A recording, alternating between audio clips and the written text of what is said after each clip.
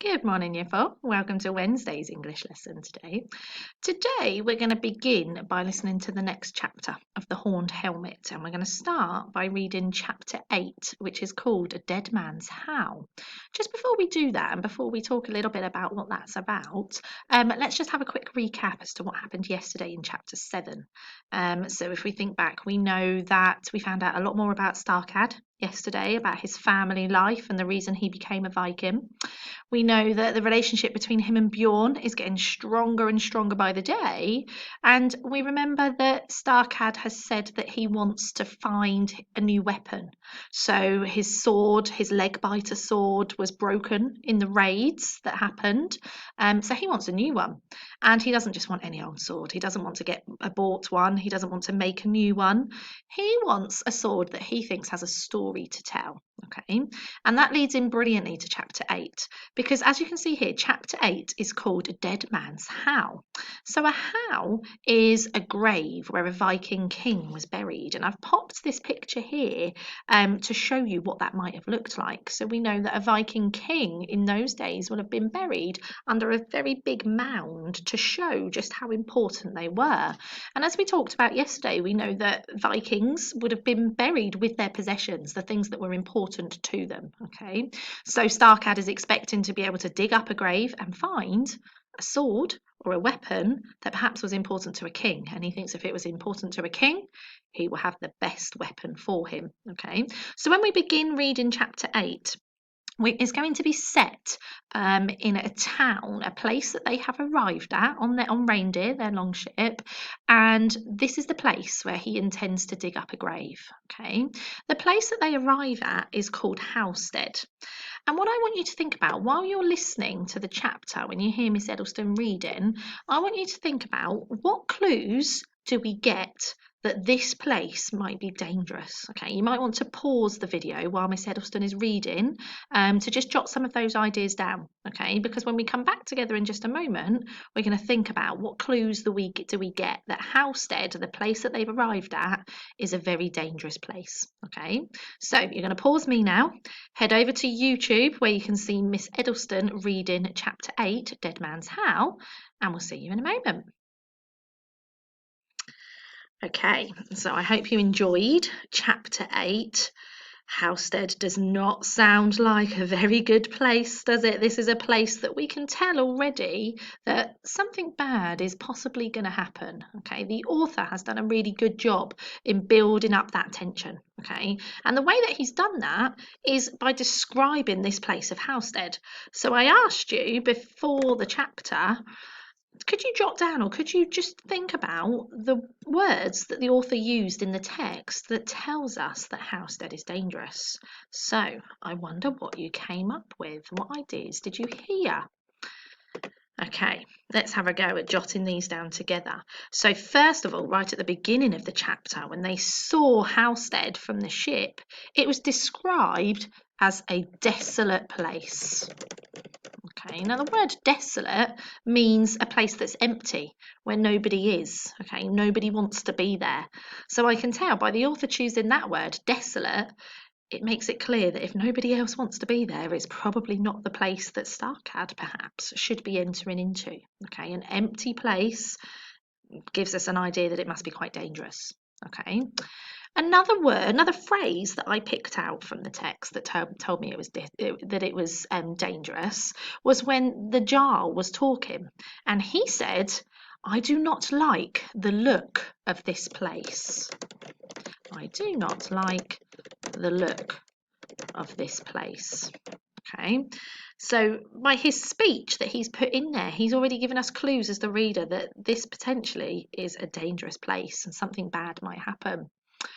He also said that man might find doom waiting.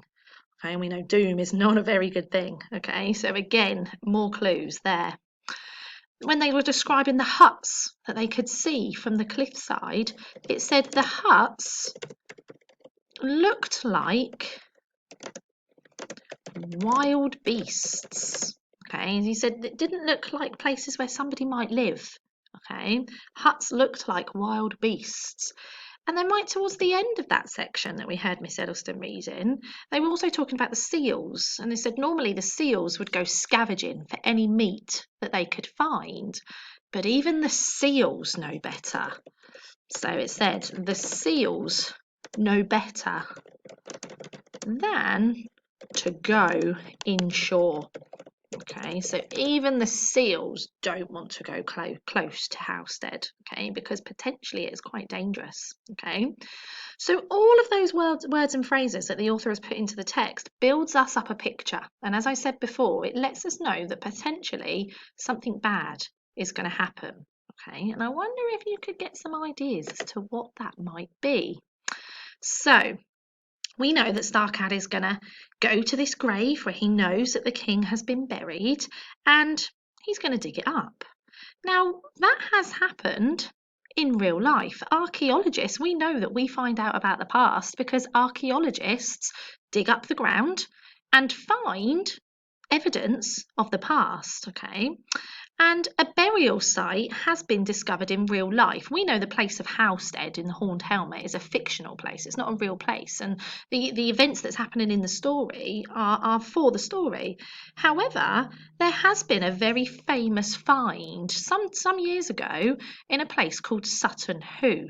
Okay, and archaeologists discovered a very famous find. In fact, that there was lots of treasures found underground, and particularly a longship. Okay, so it was called a ship burial. Okay, and because of that, an information text has been written to tell people exactly what was found. Okay, when the archaeologists discovered these treasures underground. Okay, and this information text is going to be very similar to what we're going to be writing this week. You are going to be writing, by the end of the week, you are going to have written your own information text for the Howstead burial mound. Okay, so you are going to write the fictional one, what you think is going to be discovered under the ground in Howstead, and which treasures, which belongings might be dug up by Starcad there. Okay, this example is a real example, so we're going to be using the Sutton Hoo ship burial text as our examples of what a good one looks like. And eventually, by the end of the week, we're going to produce our own version of this. Okay, so your first task today then, on the Google Drive, you will find this text, and you can see we've got the first page here with the introduction of what was found, and then a bit further through, you've got some more information which shows the different treasures that were unearthed in Sutton Hoo. Okay, your first task for today is have a read through that text, and I just want you to jot down, you could just use bullet points on a piece of paper, but I just want you to jot down what features does this type of text have. Now you'll remember doing that last week when we looked at a newspaper report. You created your own list of features, and that became like our checklist, our to-do list throughout the week. Okay, and that's exactly why we're doing this. So this is very different to a newspaper report. It has different things on the page than what a newspaper report has, and I want you to see if you can spot them. Okay, so I just want you to spend 5 or 10 minutes or so having a read through of the Sutton Hoo text that you'll find on the Google Drive, and just take down your list of bullet points to tell me those features. When you think you've done that, come back to me. So pause now. Hello, welcome back. So I hope you enjoyed reading the Sutton Hoo text. And as I say, that is a true piece of information, the things that have been found in real life. So what features did you find in the Sutton Hoo leaflet? How is it laid out on the page? What does it have that we're going to need to do for our own information text later in the week? Let's have a look together. So first and foremost, we know on that front page it had an introduction, which kind of introduced the findings that were found at Sutton Hoo. Okay, so we know that we're going to need to include an introduction too, and we'll look at that in a bit more detail when we come to write one. Okay, but the first job is going to be an introduction. We could also see from looking at that text that there were diagrams or photographs perhaps as well, pictures to show you more. So we could see exactly the treasures that were found at Sutton Hoo because the photographs or the diagrams helped us to know exactly what that was like. Okay, so we're going to need to make sure that we have that in our information text as well. I can also see that there were lots of technical vocabulary. So what I mean by that is that words that's in that text that are specific to that subject area, we wouldn't find those words in something else that was about animals, for example, or an information text that was about the Romans or the rainforest or any other topic that we might learn about. We know that there was a number of words describing the swords, describing the shields, describing those treasures that are specific to those things. Okay, and that's what we call technical vocabulary. So we're going to be using that technical vocab that we've read in that text, and also some other research that we will do as well later in the week to help us come up with our own technical vocab as well. There are also detailed paragraphs, so you could see next to each picture there was a photograph of the item that was discovered, and then next to that was a paragraph of information, and that paragraph of information described the artifact that had been found, and it gave the reader more information about what that was. Okay, so again, we're going to have to do something very similar for ours.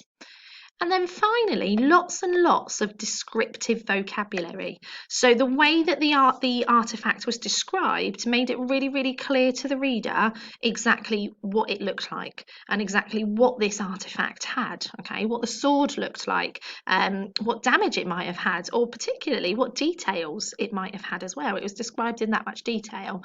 So your information text, by the time when we come to write it later in the week, is going to need to do the same thing. Okay, so now that we've got that list then, our success criteria, I want us to start thinking about what we think Starcad is going to find. So we know that he's going looking for a sword, and perhaps one of the items that he does dig up in that cave, perhaps it will be a sword. Okay, perhaps the sword that you designed yesterday might be one of the items that you think Starcad is going to find. Now, because this is fictional, that's the good thing. We can make that up. Okay, so I want you to start thinking about which items do you think Starcad is going to find inside this burial mound. Your idea from yesterday might be one of them. What else do you think he could find if a king was buried with all of their treasured possessions? Yeah, I suppose it might be a sword, or perhaps a shield, perhaps any money, some coins, perhaps, or maybe some treasure, some jewelry. Okay, some important jewelry, perhaps some chains or a brooch or something that might have been quite important to him.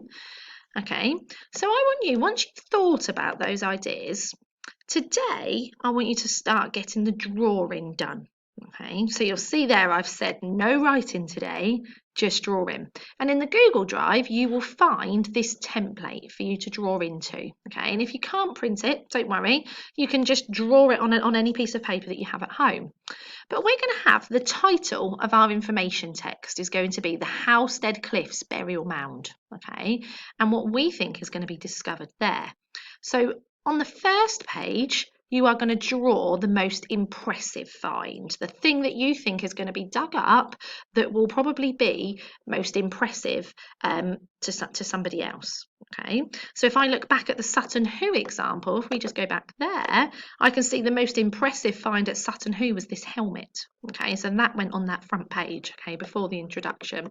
So you decide, what do you think might go into your front page? And I want you to just draw a picture of what you think that might look like.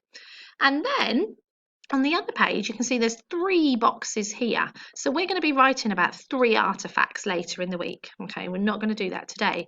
But in these 3 boxes, I want you to draw the 3 things that you think Starcad might find. So it might be the sword that you drew yesterday. Okay, give yourselves a bit of a head start as a starting point. It might be a shield.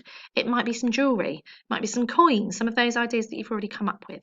Okay, but by the end of today's lesson, I want you to have drawn in these 4 boxes, 1, 2, 3, 4, the artifacts that you think are going to be unearthed at Howstead.